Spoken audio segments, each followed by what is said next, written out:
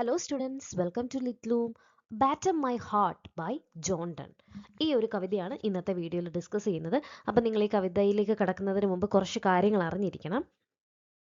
So batter my heart 3% God എന്ന കവിത ആരുടെ കവിതയാണ്?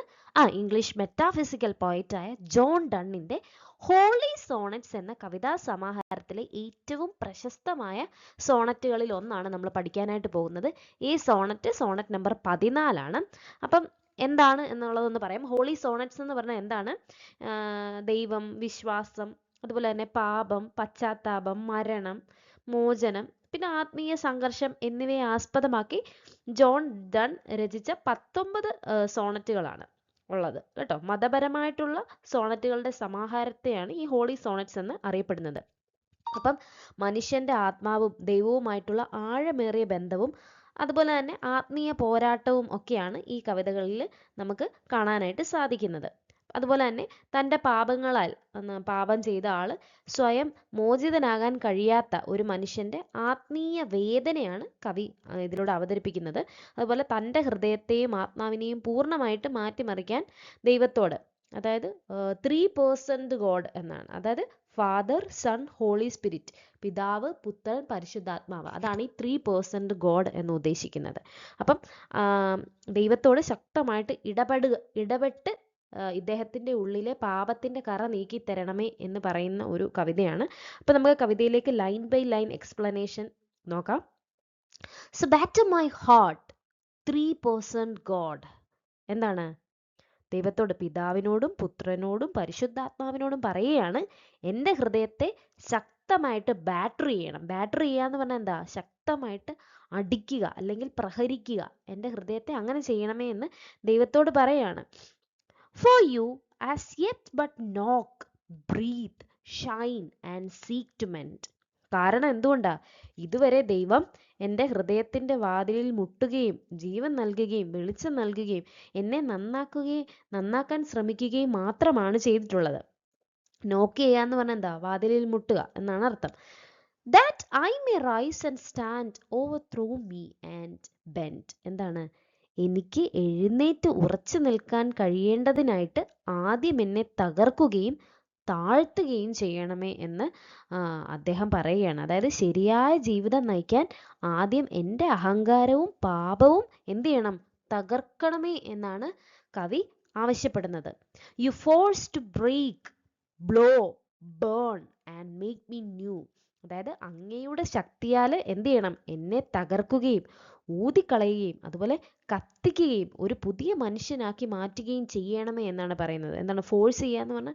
ഫോഴ്സ് എന്ന് പറഞ്ഞാൽ ശക്തി, ബ്രേക്ക് എന്താ? തകർക്കുക, ബ്ലോ ചെയ്യാന്ന് പറഞ്ഞാൽ ഊതുക, ബേൺ കത്തിക്കുക. അപ്പൊ അങ്ങനെ മേക്ക് മീ ന്യൂ, എന്നെ പുതുതായി സൃഷ്ടിക്കണമേ എന്നാണ് കവി പറയുന്നത്. അപ്പൊ നോക്കൂ, I like an usurped town to another due. എന്താണ് അസേർപ്ഡ് ടൗൺ എന്ന് പറഞ്ഞാൽ എന്താ? അന്യായമായി പിടിച്ചടക്കപ്പെട്ട ടൗൺ, നഗരം. അപ്പൊ പറയാണ്, മറ്റൊരാളുടേതായിരിക്കേണ്ട ഒരു നഗരം ശത്രുക്കൾ പിടിച്ചടക്കിയതുപോലെയാണ് ഞാൻ ഇപ്പോൾ ഉള്ളത്. Labour to admit you but oh to no end. അപ്പം അങ്ങയെ എൻ്റെ ഹൃദയത്തിലേക്ക് സ്വീകരിക്കാൻ എന്ത് ചെയ്യാണ്? ഞാൻ ശ്രമിക്കുകയാണ്, പക്ഷേ അതിന് യാതൊരു ഫലവും ഉണ്ടാകുന്നില്ല. Reason your viceroy in me should defend. എന്താണ്? അങ്ങയുടെ പ്രതിനിധിയായ എൻ്റെ വിവേകം, വൈസ്രോയി വിവേകം എന്നെ സംരക്ഷിക്കേണ്ടതാണ്. അതായത് ദൈവത്തോട് പറയാണ്, മനുഷ്യന് നൽകിയ വിവേകം എന്താണ്? അവനെ പാപത്തിൽ നിന്ന് കാക്കേണ്ടതായിരുന്നു എന്ന് പറയുകയാണ്. But is captivated and proves weak or untrue. പക്ഷെ എന്താണ്? ആ വിവേകം എന്തായി? തടവിലായിരിക്കുകയാണ്. അത് ദുർബലമോ വിശ്വസിക്കാനാവാത്തതോ ആയിട്ട് മാറിയിരിക്കുകയാണ്. ക്യാപ്റ്റീവ്ഡ് എന്ന് പറഞ്ഞാൽ തടവിലായ എന്നാണ് അർത്ഥം. അപ്പൊ പാപത്തിന്റെ സ്വാധീനത്തിൽ മനുഷ്യന്റെ വിവേകം എങ്ങനെയായി? അതിന്റെ ശക്തി നഷ്ടപ്പെട്ടിരിക്കുന്നു. അതുകൊണ്ട് ശരിയായ വഴി തിരഞ്ഞെടുക്കാൻ കഴിയുന്നില്ല എന്നാണ് കവി പറയുന്നത്. Yet dearly I love you and would be loved fain. അപ്പൊ എങ്കിലും എന്താണ്? ഞാൻ അങ്ങയെ വളരെ സ്നേഹിക്കുന്നു, അങ്ങയും എന്നെ സ്നേഹിക്കണമെന്ന് ഞാൻ ആത്മാർത്ഥമായിട്ട് ആഗ്രഹിക്കുന്നു. I am betrothed unto your enemy. പക്ഷെ ഞാൻ അങ്ങയുടെ ശത്രുവിനോടാണ് വിവാഹ നിശ്ചയം ചെയ്തിരിക്കുന്നത് പോലെ ആയിരിക്കുന്നത് എന്ന് പറയാണ്. ആരാണ് ഇവിടുത്തെ ശത്രു? ദൈവത്തോടല്ല, ഒരു പാപത്തോട് അദ്ദേഹം എന്ത് ചെയ്തിരിക്കുകയാണ്? വെട്രോത്ത്, ദാറ്റ് മീൻസ് വിവാഹ നിശ്ചയം ചെയ്തതുപോലെ ആയിരിക്കുകയാണ്. അപ്പൊ ഇവിടെ കവി പാപത്തെയോ അല്ലെങ്കിൽ സാത്താനെയോ ദൈവത്തിന്റെ ശത്രുവായിട്ട് കാണിക്കുകയാണ്. താൻ പാപത്തിന്റെ അടിമയായി ജീവിക്കുന്നതിനാൽ ശത്രുവിനോട് ബന്ധിക്കപ്പെട്ടവനെ പോലെയാണ് എന്നാണ് കവി പറയുന്നത്. എന്നിട്ട് ദൈവത്തോട് ഇനിയും പറയുകയാണ്, divorce me, untie or break that knot again. അപ്പം ആ ബന്ധത്തിൽ നിന്ന് എന്നെ വേർപെടുത്തണമേ, അപ്പൊ പിശാചുമായിട്ടുള്ള ആ ബന്ധത്തിൽ നിന്ന് എന്നെ ഡിവോഴ്സ് ചെയ്യിക്കണമേ, ആ കെട്ടഴിച്ച് അല്ലെങ്കിൽ പൊട്ടിച്ചു കളയണമേ എന്ന് ഈ ദൈവത്തോട് പറയാണ്. Take me to you, imprison me for I. അപ്പം എന്നെ അങ്ങയുടെ അടുക്കലേക്ക് കൊണ്ടുപോവുകയും അങ്ങയുടെ തടവുകാരനാക്കുകയും ചെയ്യണമെന്ന് ദൈവത്തോട് പറയണം. ദൈവത്തിന്റെ തടവുകാരനാകുന്ന എന്തിനാ? ദൈവത്തിന്റെ തടവുകാരനായാൽ നല്ല രീതിയിൽ ജീവിക്കാൻ പറ്റും എന്നറിയാം. അതുകൊണ്ടാണ് കവി അങ്ങനെ പറയുന്നത്. അപ്പൊ ഈ ഭാഗത്തിൽ കവി ദൈവത്തോടുള്ള തന്റെ ആഴമുള്ള എന്താ പ്രകടിപ്പിക്കുന്നത്? സ്നേഹം പ്രകടിപ്പിക്കുകയാണ്. എന്നാൽ താൻ ഇപ്പോഴും പാപത്തിന്റെ ബന്ധനത്തിലാണെന്ന് കവി സമ്മതിക്കുകയും ചെയ്യുന്നുണ്ട്. അതിൽ നിന്ന് മോചിപ്പിച്ചിട്ട് ദൈവത്തോട് പൂർണ്ണമായിട്ടും ചേർത്ത് സ്വന്തം ജീവിതം ദൈവത്തിന്റെ നിയന്ത്രണത്തിലാക്കണമേ എന്നാണ് കവിയുടെ പ്രാർത്ഥന. നോക്കിയേ, except you enthrall me never shall be free.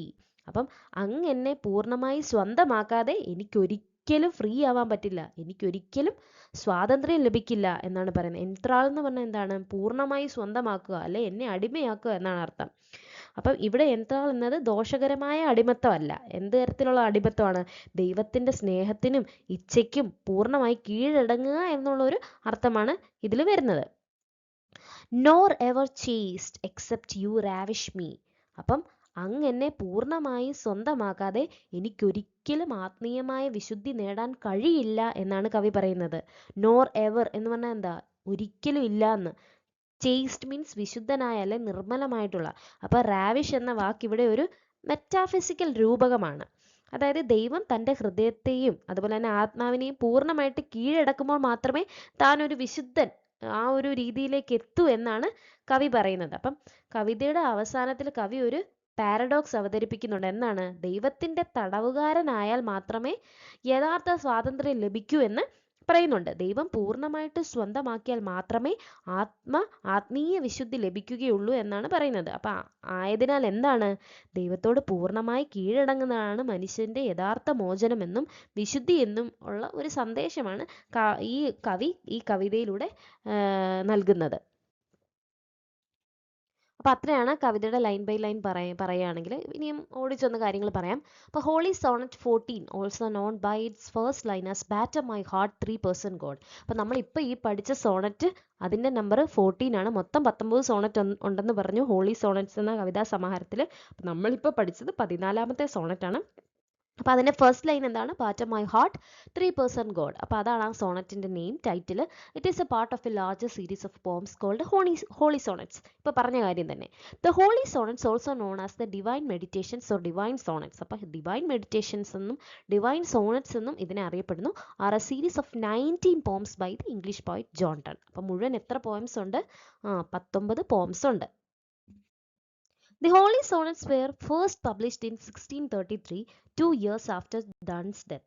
അപ്പം ഈ സോണറ്റ് ആദ്യമായിട്ട് 1633 ജോൺ ഡണ്ണിന്റെ മരണത്തിന് 2 വർഷം ശേഷമാണ് പ്രസിദ്ധീകരിച്ചത്. So they are Petrarchan sonnets in form. അപ്പം പെട്രാർക്കൻ സോണറ്റ്സ്, അതായത് ഇറ്റാലിയൻ സോണറ്റ്സിന്റെ രൂപത്തിലാണ് അത് എഴുതിയിട്ടുള്ളത്.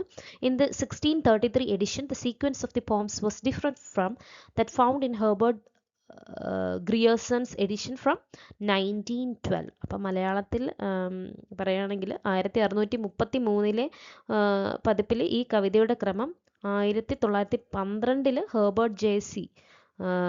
ഗ്രിയേഴ്സൺ പ്രസിദ്ധീകരിച്ച പതിപ്പിലെ ക്രമത്തിൽ നിന്നും വ്യത്യസ്തമായിട്ടായിരുന്നു അദ്ദേഹം പ്രസിദ്ധീകരിച്ചത്. ഇനി ഇതിൻ്റെ സ്ട്രക്ചർ, ഘടനയെ പറ്റി പറയുകയാണെങ്കിൽ, the simple sonnet follows an ABBA CD rhyme scheme and is written in a loose iambic pentameter. In its structural division, it is a Petrarchan sonnet rather than a Shakespearean one, with an octet followed by a sestet. അപ്പം ഈ കവിത ഒരു ലളിതമായിട്ടുള്ള Sonet ആണ്. അപ്പോൾ ഇതിൻ്റെ rhyme scheme എന്നുള്ളതാണ് പറഞ്ഞിരിക്കുന്നത്. അതുപോലെ തന്നെ ലൂസ് ഇയാമ്പിക് പെൻറ്റാമീറ്റർ ആണ് എഴുതിയിട്ടുള്ളത്. അതായത് പൊതുവെ ഓരോ വരിയിലും 5 ഇയാമ്പിക് ഫീറ്റ് ഉണ്ടെങ്കിലും ചില സ്ഥലങ്ങളിൽ ചെറിയ വ്യത്യാസങ്ങൾ കാണാം. അപ്പം ഘടനയുടെ അടിസ്ഥാനത്തിലാണെങ്കിൽ ഇത് ഷേക്സ്പീരിയൻ സോണറ്റ് അല്ല, പെട്രാർക്കൻ സോണറ്റ് ആണ്. അപ്പോൾ ഇതിലെ ആദ്യ 8 വരികൾ, അതായത് ഒക്ടറ്റ്, ഒരു പ്രശ്നമോ അല്ലെങ്കിൽ ആത്മീയ സംഘർഷമോ അവതരിപ്പിക്കുകയാണ്. പിന്നീട് വരുന്ന 6 വരികൾ, അതായത് സെസ്റ്ററ്റിൽ അതിനുള്ള പരിഹാരം കവിയുടെ പ്രാർത്ഥനയായിട്ട് അവതരിപ്പിക്കുകയാണ് ചെയ്യുന്നത്. അതാണ് 8+6 ലൈൻസ്, അങ്ങനെയാണ് 14 വരുന്നത്. അപ്പം എക്സാം പോയിന്റ് ഓഫ് വ്യൂവിൽ ഓർത്തിരിക്കേണ്ടത് 1633 ഡണ്ണിൻ്റെ മരണശേഷം പബ്ലിഷ് ചെയ്തു പെട്രാർക്കൻ സോണറ്റ്, പിന്നെ റൈം സ്കീം, പിന്നെ മീറ്റർ, പിന്നെ സ്ട്രക്ചർ, ഇത്രയും കാര്യങ്ങൾ ഓർത്തിരിക്കണം. അപ്പോൾ അതിൻ്റെ സ്ട്രക്ചറൽ ഡിവിഷൻ പറയുന്നുണ്ട്. അപ്പോൾ നോക്കൂ, ആദ്യത്തെ 8 lines A problem is presented. ആദ്യം ഒരു പ്രോബ്ലം 8 ലൈൻസിൽ പറയുകയാണ്. എന്താണ് കവി പറയുന്നത്? കവി സാത്താൻ്റെ കയ്യിൽ അകപ്പെട്ടിരിക്കുക എന്നുള്ള രീതിയിൽ പറയുന്നു. പിന്നെ അവസാനം വരുന്ന സെസ്റ്ററ്റിൽ പറയുന്നുണ്ട് അതിൻ്റെ ഒരു എങ്ങനെ അതിൽ നിന്ന് പരിഹരിക്കപ്പെടാം എന്നുള്ളത് പറയുന്നുണ്ട്. അപ്പോൾ ഇതിൻ്റെ ഫസ്റ്റ് ലൈനും ലാസ്റ്റ് ലൈനും നോക്കി വെച്ചോണം. എക്സാമിന് ലൈൻസ് തന്നിട്ട് ഏത് പോയിട്രിയിലാണ് എന്നൊക്കെ ചോദിക്കാം. അപ്പോൾ first line, batter my heart 3% God for you as yet but not breathe shine and seek to mend എന്നതാണ്. അപ്പോൾ last lines nor ever chaste except you ravish me. അപ്പം ഓർത്ത് വെക്കുക. പിന്നീട് ഈ ഒരു പോയിട്രിയുടെ സമ്മറിയാണ് കൊടുത്തിരിക്കുന്നത്. അത് നിങ്ങൾക്ക് വായിച്ചു നോക്കാവുന്നതാണ്. ഞാൻ പറഞ്ഞ കാര്യങ്ങളൊക്കെ ഒന്ന് സമ്മപ്പ് ചെയ്തിട്ടുണ്ട്. അപ്പം നിങ്ങൾക്ക് ഈ പോയിന്റ്സ് വീഡിയോ പോസ് ചെയ്തിട്ട് വായിച്ചു നോക്കാവുന്നതാണ്. അപ്പം ഇത്രയാണ് ഇന്നത്തെ വീഡിയോയിലുള്ളത്. അപ്പം നിങ്ങൾക്ക് വീഡിയോ ഇഷ്ടപ്പെട്ടു എന്ന് വിചാരിക്കുന്നു. Thank you for your attention and support.